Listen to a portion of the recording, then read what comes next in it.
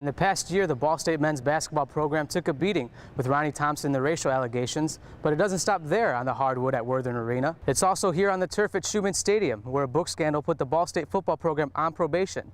Athletic Director Tom Collins says it's time to turn over a new leaf. One arrest has been made and police are looking for a second suspect in connection with the shooting near the Ball State campus.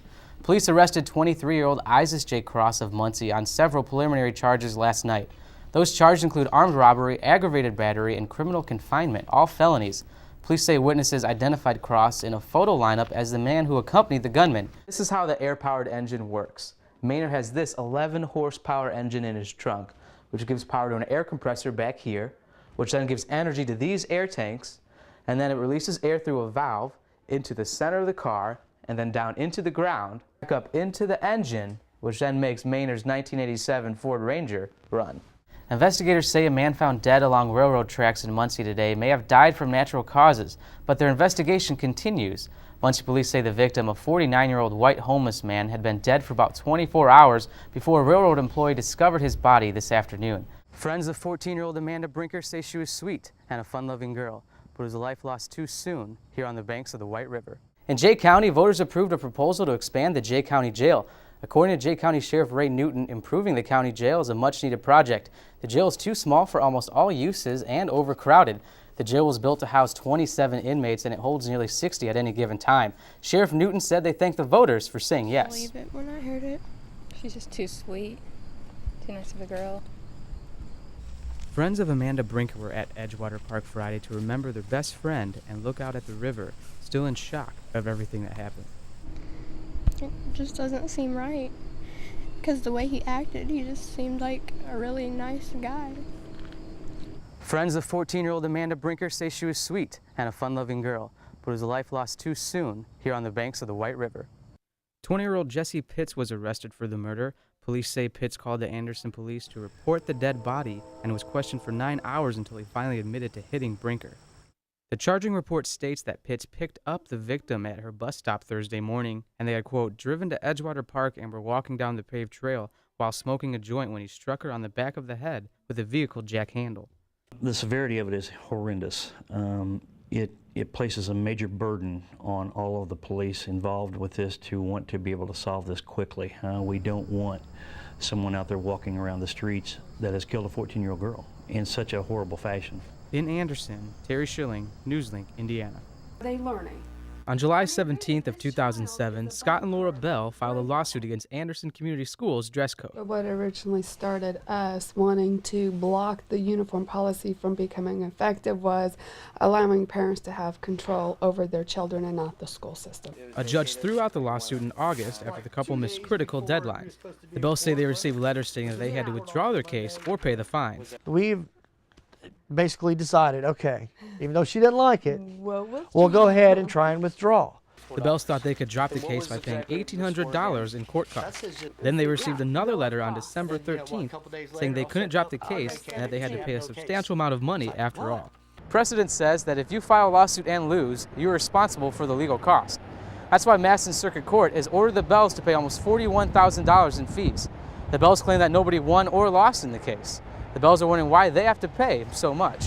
We don't understand. We don't know. That's what we've been saying all along. If it became neutral and nobody won and nobody lost, then why are we responsible for $40,000? Representatives for Anderson Community Schools were unavailable for comment. The Bells say they have not communicated with the school board because they feel there's nothing anybody can do to change the dress code policy. I feel like I still prevail because I stood up and exercised my First Amendment right for my children. And don't let this scare other people. Exactly. Or deter them. Exactly. 82-year-old Bob Maynard has spent 40 years completing an air-powered engine and has received a patent from the United States. Maynard is happy the engine is done but won't admit to being proud of his work.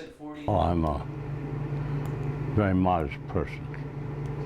I don't see that I can be proud of anything. I don't look at it that way. This is how the air-powered engine works. Maynard has this 11-horsepower engine in his trunk, which gives power to an air compressor back here, which then gives energy to these air tanks, and then it releases air through a valve into the center of the car, and then down into the ground, back up into the engine, which then makes Maynard's 1987 Ford Ranger run. Maynard faced difficult times while making the engine. He received a lot of help from family and friends. Maynard never graduated high school, and 10 years ago he became legally blind. Maynard says there was another problem he had to overcome. The only thing was the funds.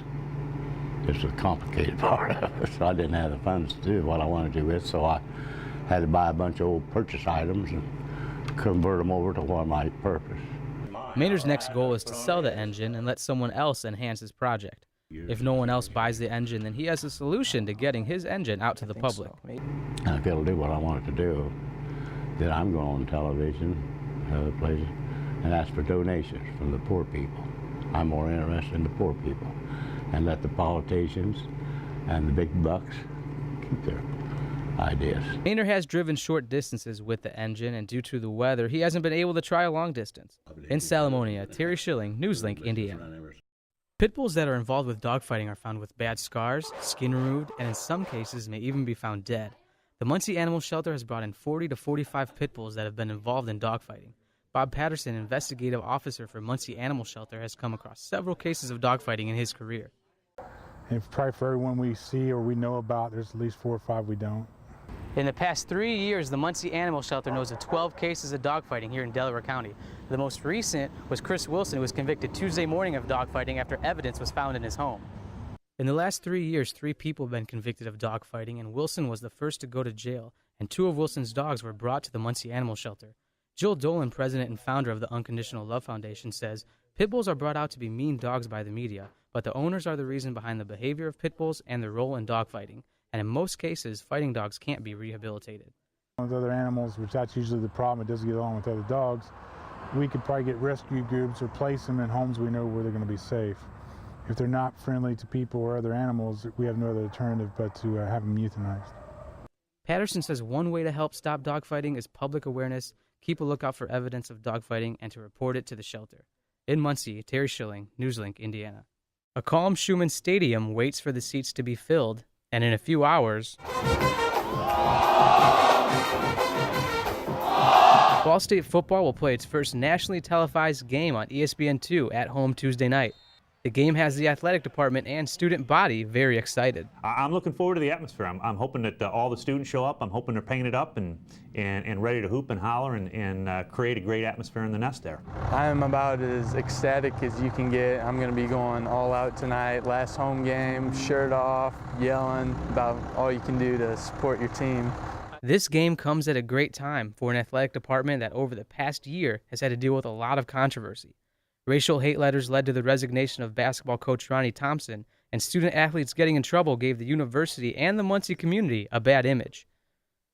In the past year, the Ball State men's basketball program took a beating with Ronnie Thompson and the racial allegations, but it doesn't stop there on the hardwood at Worthern Arena. It's also here on the turf at Schumann Stadium, where a book scandal put the Ball State football program on probation.